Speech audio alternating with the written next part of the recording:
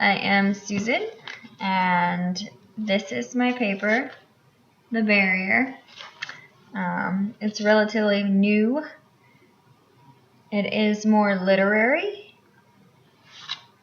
It has articles based on education, such as Digger's Devising, which is a scientific little mole who does experiments and hypothesizes. I also have a story called Comma Core, which is about commas, and Hyphosaurus Rex, which is about hyphens. My paper is not the same every week or every other week. It just depends. I have a lot going on. Typically, I get 1 or 2 done a week, I guess. I would say that would be pretty accurate, or close to.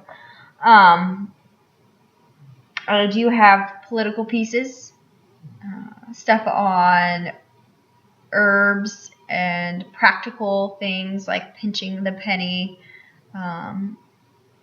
which is about reusing what you purchase, like the packaging, like glassware or paper towel. The middle of a paper towel, you can make that into a toy for a cat. I have some poetic, a poetic edition, which is just little poemy, literary, if you want to call it that. I don't think that's really grammatically correct, but this whole special edition was specifically just little short stories that are kind of poetic and interesting.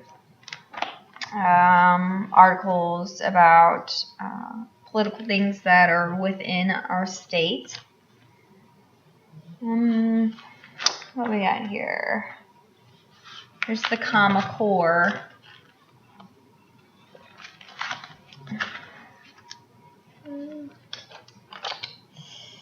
And then I got several political pieces within the perpendicular politics, which I have 2 editions done, and I have a 3rd and 4th one coming out, along with one about simplicity, and it's about basics of health,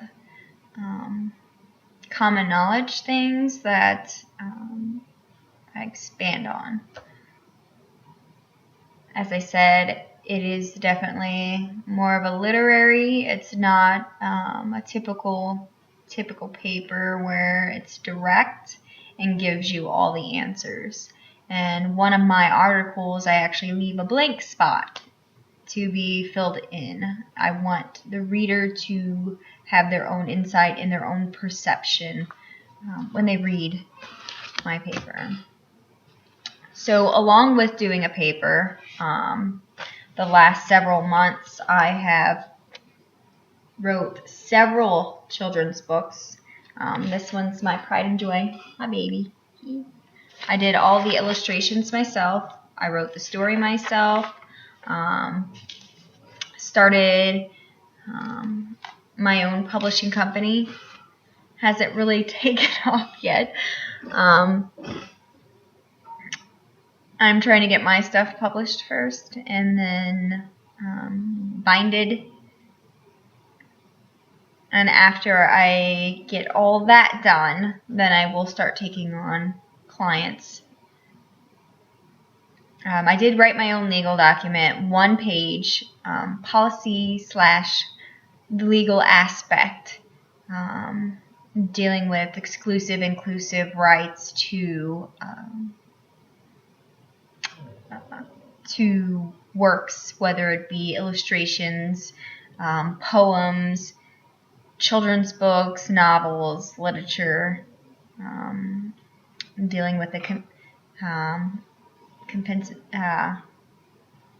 not going to say this right. Compensatory? No. I think it has to do with compensation. Oh well, I'm a dork. I love grammatical errors. It's funny. I have several other ones. A Christmas book.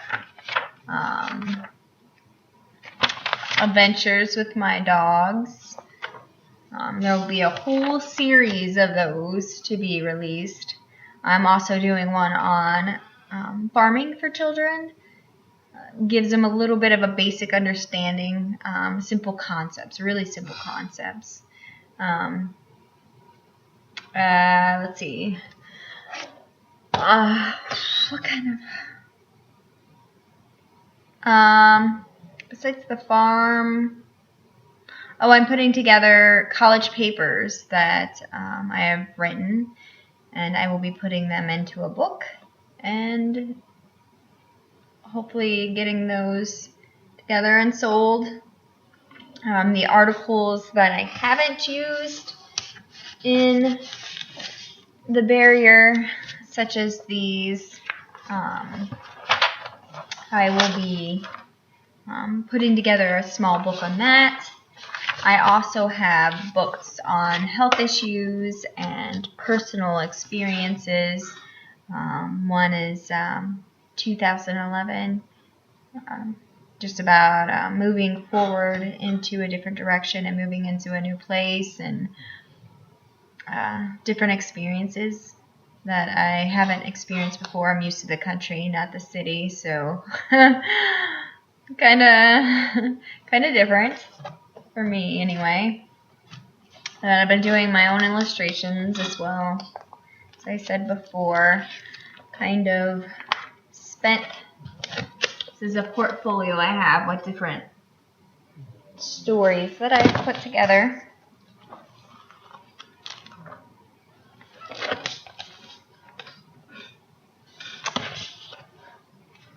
And I did send some of the copies of The Barrier to people I consider friends or acquaintances or people that I would possibly trust.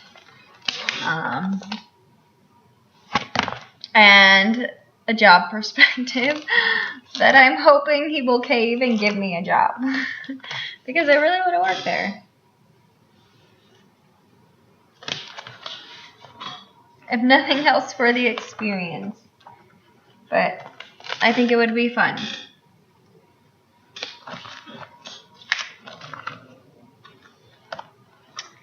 See, I have Digger's Devising in here. Let me find it real quick.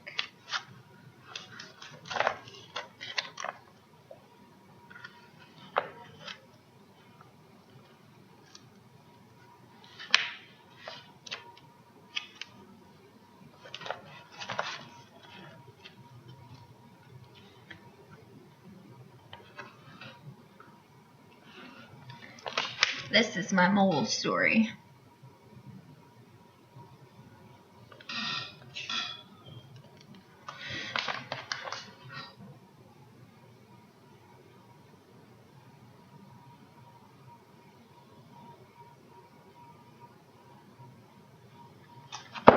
So that's what I've been working on. I'm also currently working on a professional situation in which I am fighting a battle to keep my integrity. Unfortunately, I think that people have become very afraid of a pen and a pencil. And so everything looks suspicious whenever you become creative and literary with a journalistic spin. So it's definitely put a damper on a few of my days, but I'm picking myself up and dusting myself off.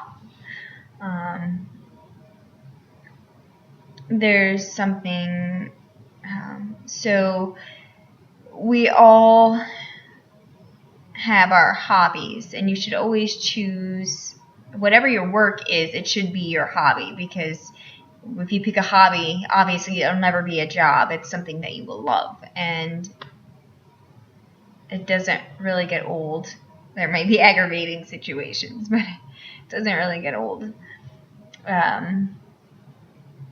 So one of the things I'm talking about is sports. So we have different kinds of sports, right? We have the typical sports that we consider the norm: volleyball, basketball, softball,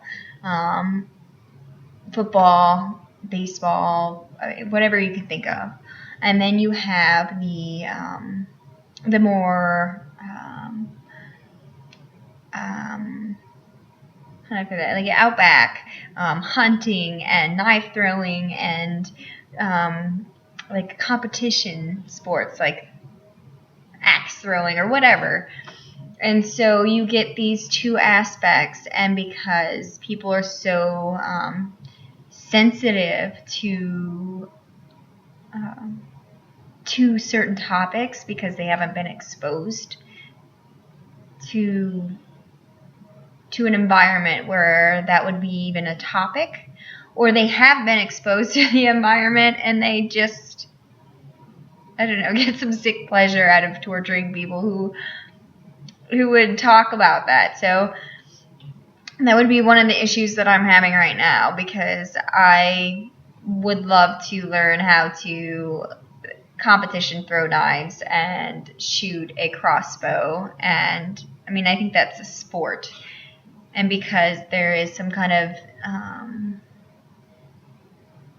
negative perception on that kind of sporting event, because it's not considered norm, it's not something that you would see on standard TV, just like you would see like volleyball or baseball or football, soccer or whatever. Though there is some elements of it in more current years, it's not a huge outreach. So I guess the comparison would be they're both competition sports. So why are people so uptight whenever you speak on these topics? It's, I have my perception. I think there needs to be an understanding, and if someone's talking about issues such as that or competition such as that if there's a misunderstanding or there's questions, then the person that is questioning should be asking directly to the person that was speaking, so they could figure out where they were coming from. Are you being negative? Are you suggesting that this is something that you're really excited about? Is this something that, is a hobby to you, instead of just taking and running with whatever it is that you run with? So I think that's an aspect, not just in that area, but I know that free speech is under attack a lot. People are very super sensitive to things that people are saying. And so Sheldon Cooper's mortal enemy list is one of those things, apparently. Bow hunting, deer hunting, knife throwing. I mean, I don't really know. I like those things because I grew up in the country, so I don't really know. I've never really shot an animal, but I've gone hunting, so I don't really mind that aspect.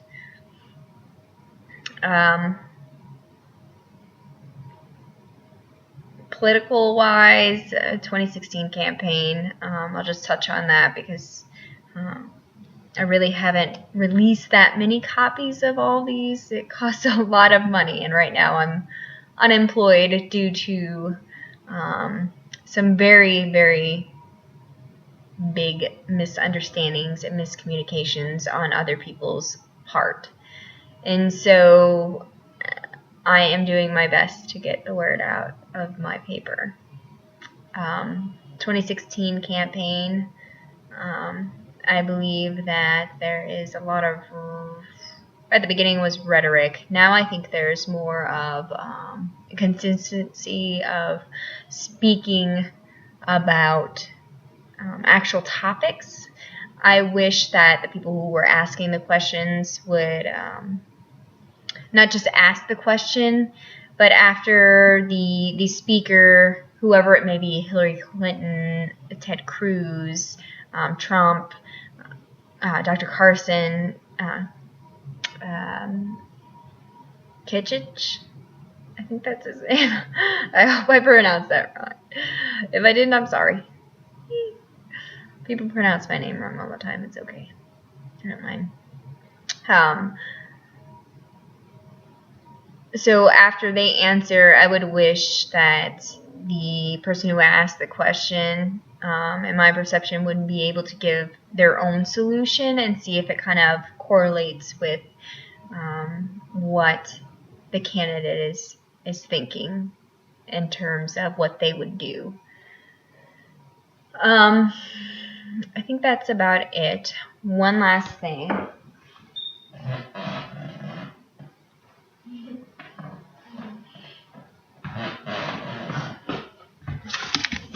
I've done this several times, but this is my little puggy Bussy. And we are sort of running for president and vice president. He will be the president, I will be the vice president. And he will give love. And I will be intellectual and make grammatical errors and laugh at them. And our first order will be to hand out a pug to everyone because pugs make people happy. And that's what we need. We need to be happy right now. So he will make you happy, and I will make you intellectual, and we will live happy intellectual lives with carrots because he likes carrots. And yes, he's sleeping. Okay. Well, thank you for your time. And Mr. President is sleeping, so I shall go. Bye.